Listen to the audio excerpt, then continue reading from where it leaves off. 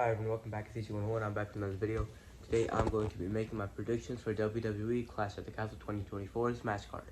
So Clash at the Castle, we have like 3 matches confirmed already, and I believe that Triple H has a 5-match formula for the PLEs. That's not going to work here, alright? So we're going to go ahead and give 6 matches for this PLE, maybe even 7, because it's first of all, here's the thing. If you don't get your matches and your storylines done at Clash at the Castle, then you'll need to get them done at Money in the Bank. And if you get those at Money in the Bank happens to be a gimmick pay-per-view, meaning that whatever matches you have are possibly going to be limited because of the fact that the Money in the Bank ladder matches, each women's and men's, take about 20 to 25 to even 30 minutes. So yeah, gimmick pay-per-views are probably just going to have the champions defending. You know, like you would see Cody Rhodes on that show. You would see whoever walks out of Clash at the Castle as World Heavyweight Champion. You'd see a Women's World Championship match. That's about all you'll see. That's where the 5-match formula works. It doesn't work on a regular pay-per-view like Clash at the Castle that much because a lot of people are missing out on having matches in Scotland over there. So that's why we're going to go ahead and dish that formula for at least this pay-per-view. And let's talk about a few matches that I think I could see happening here. First of all, the confirmed ones are Sami Zayn versus Chad Gable for the Intercontinental Championship. I believe it's confirmed. I saw the poster of it somewhere, but it might have been like a fan creation. But they are teasing that this is going to happen. I think it's a perfect timing because right after this, Money in the Bank is in Toronto in Sami Zayn's hometown. So Sami Zayn could actually end up winning the Money in the Bank briefcase in his hometown.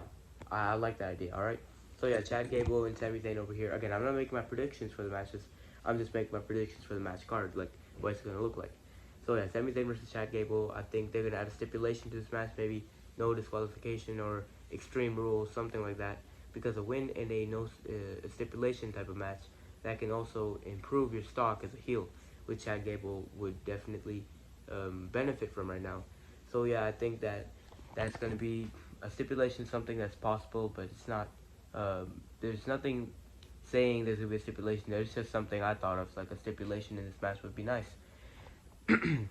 The next match we have here is Bayley versus Piper Niven, which is for the Women's World Championship or WWE Championship on SmackDown.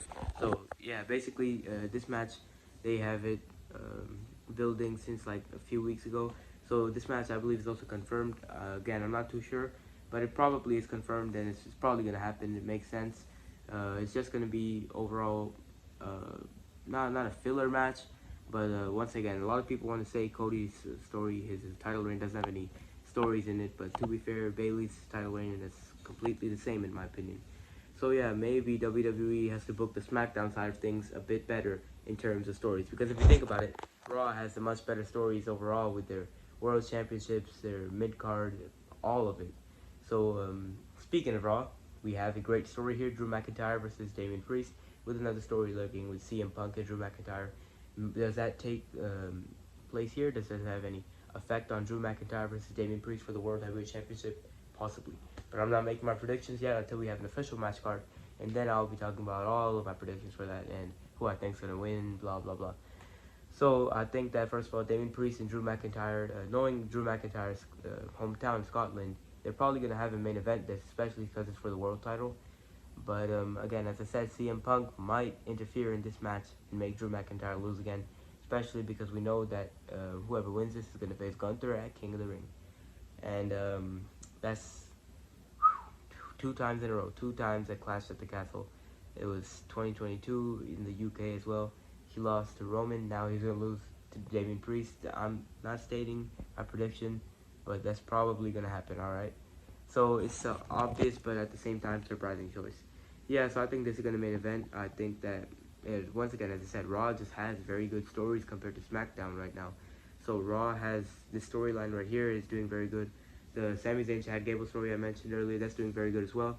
So we have a whole lot of good storylines here. But now let's talk about the matches that are not confirmed and are about to be confirmed or have no timetable for being confirmed. And I could just be reaching, I guess. So Randy Orton versus Gunther is the storyline here, but I believe Randy Orton has some sort of knee injury, so that's going to keep him out for a bit, meaning we could see this take place at SummerSlam. I don't think it will because, you know, Gunther deserves the chance at SummerSlam for the world title. But maybe we get some negotiations and instead he faces the world champion in Bash in Berlin, which is his hometown. I don't see him losing over there anyways. But anyway, so yeah, Gunther and Randy Orton's probably not going to make it to the card if Randy's injured, right? So we can go ahead and cross that one out. We have 3 matches already that are made. Now, another match that I do see happening, Ricochet versus Ilya Dragunov versus Braun Breaker. This match right here, it's a pay-per-view level match, in my opinion, PLE level match. But is WWE going to put it on a pay-per-view? PLE, sorry, I'm used to saying pay-per-view. I know they changed the name to a premium live event. But, so are WWE going to put them on a PLE? I'm not sure. I think it's probably the best. So my phone just died on me, and I was talking about the Ricochet versus Braun Breaker versus Ilya Dragunov match. I think it's gonna be a very good match in ring because I play WWE 2K23 my GM mode. This is the type of match where you have all 3 different. There's 4 classes, but we're gonna talk about 3 that are being used here: Cruiser for Ricochet, Bruiser for Braun Breaker, and a Specialist for Ilya Dragunov. So those matches always rate very high in my GM. Whenever you use like different wrestling styles against each other in my GM, they always get about 4 stars. So especially when they're on PLE, and the game just loves to rate triple threats much higher than normal matches. All right. So yeah, they have a storyline here with Braun Breaker wanting to, like him not getting any opportunities like at King of the Ring or anything. Now he wants to probably be on this PLE, right? Dragunov is going to be a good way to get him familiar even more with the crowd. So that way they build up something when he faces Gunther, likely at Bash in Berlin. The fans will know who he is and how he's like a main event caliber guy. And then Ricochet, I mean, Ricochet is the highlight of the night always. He does all those crazy flips and stuff. So why wouldn't you want to see that, right? That's going to be super duper crazy. So yeah, this match is actually a very good match with their whole storylines here too. Braun Breaker attacked Ricochet, and Ricochet and Dragunov were kind of feuding, and now Braun Breaker's feuding with Dragunov. It all makes sense to just make it a triple threat, alright? Instead of having them Tom, Jerry, and chase around and all, just put him in triple threat at the pay-per-view. Why not? It's going to be a great match too. So, now the next one we got here is Sheamus versus Ludwig Kaiser, alright? This match right here, it happened on Raw, the recent episode of Raw, and Sheamus said that he wants a rematch against Ludwig Kaiser. So I think Clash at the Castle would be a good place to do this. Only reason I'm saying so is because, first of all, this helps push Kaiser as a singles wrestler. So that would be something good for Kaiser overall for his push. But also because Sheamus happens to be from the UK, Ireland, right, which is pretty close to Scotland. So yeah, UK is UK, right? They will cheer Sheamus quite a bit if he is there. He was there at Clash at the Castle last time too, which was also in the UK. It was in Wales, I believe. So yeah, you see, that's the thing. You do need to have, especially when it's a big name, you do need to have him kind of, it's close to his hometown. It's you could consider it his hometown since WWE hasn't done a pay-per-view PLE in Ireland. So he should be there for sure. And the Kaiser is also from Europe. So, Europe and UK are close by. Germany or wherever he's from is close by to the UK. So, once again, but Sheamus is like one of the top guys, right? So he should be on the show for sure. And while speaking of Sheamus being from Ireland, so is Finn Balor. So I could see him at least making an appearance in the Damien Priest main event match, possibly. But anyways, now we're going to be talking, that's 5 matches? Yeah, that's 5. We're going to be talking about number 6, Cody Rhodes versus AJ Styles. So I thought they were going to go ahead and play an injury angle because you see, Cody got Styles clashed on the steel steps, alright? He fell face first. Like, you can't fake that, alright? It hurts badly. I mean, I'm speaking from experience. Falling on your nose is not fun. I did a WWE move once off my bed, fell from about like 5 feet high in the air, straight on my face, and yeah, it was painful for sure. I still have a little scar over here. It's hard to see through the camera, but so yeah, I mean, they could easily play a Cody Rhodes injury angle, and if they have AJ Styles attack him the next Raw, SmackDown as well, they could definitely play out an injury angle. Yeah, I got the low battery warning on my phone, so that's why the screen blanked out for a minute. So I think that either they do that or they do it at Clash at the Castle. Then they give a big match in Toronto, Money in the Bank for Cody. I'll be talking about that in one of my other videos.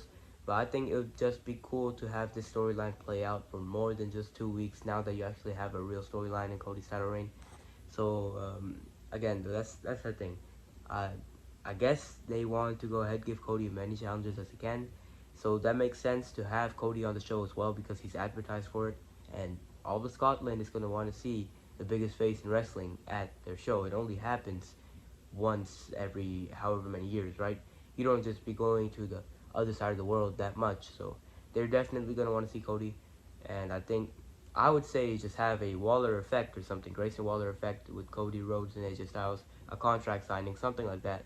But a match is also not a bad idea as long as they have something good for Cody at Money in the Bank. So yeah, these are 6 matches that are going to be on the card. And then apparently the Women's Tag Team Championships are also being defended. Bianca Belair versus and Jade Cargo versus, I'm not even sure who they are. They're like some new people from NXT. I've never seen them before, but apparently like they attacked them on Raw last week, so maybe that's what's happening here. They're gonna end up facing them. So I don't think this match even should be on a pay-per-view because I don't even know the tag team's name first of all. So other thing, I think this would be better being on, because here's the thing. The matches that I did name are pretty stacked and pretty important overall. You know, besides the Sheamus match, I guess you could remove that. But it would be cool to have him in front of his kind of home crowd. I think that this Women's Tag Team Championship match can go ahead and main event SmackDown. At least it's going to be main eventing something, right? Having it on PLE, especially as a filler, knowing it's going to be like 2 minutes long and the most predictable match, it's like, is there really any need to do that? Why not just put them on SmackDown in the main event? It's going to be in Scotland as well. So you have them in Scotland at least, and then the pay-per-view can also be 6 matches long because Triple H wants to follow a smaller pay-per-view formula, which I don't like that idea. All right, I think that we should have like 7 to 8 matches, but I can see why 5 matches. It makes sense. It's not overwhelming for the show. But yeah, so I think we're gonna go ahead and stick with the 6 matches. You gotta make an exception here because it's not a gimmick pay-per-view, and I think the Women's Tag Team Championship should be defended on SmackDown. So yeah, the main event opening match is probably gonna be Sami Zayn's Intercontinental Championship match. But if Cody's having a match here, Cody and Styles probably gonna open up the show, and then Damian Priest and Drew McIntyre are gonna end the show. You can't not have Drew McIntyre main event in front of his hometown. That's a no-brainer. Alright, anyways, now we're cutting this video very weirdly. My phone is kind of being weird right now. But just want to do my outro real quick. Leave a like, subscribe, comment down below what your thoughts are on this. And, you know, go ahead and share. Why not? Just, anyways, do all those things. And I'd appreciate it a lot. So, anyways, I'll see you guys next time.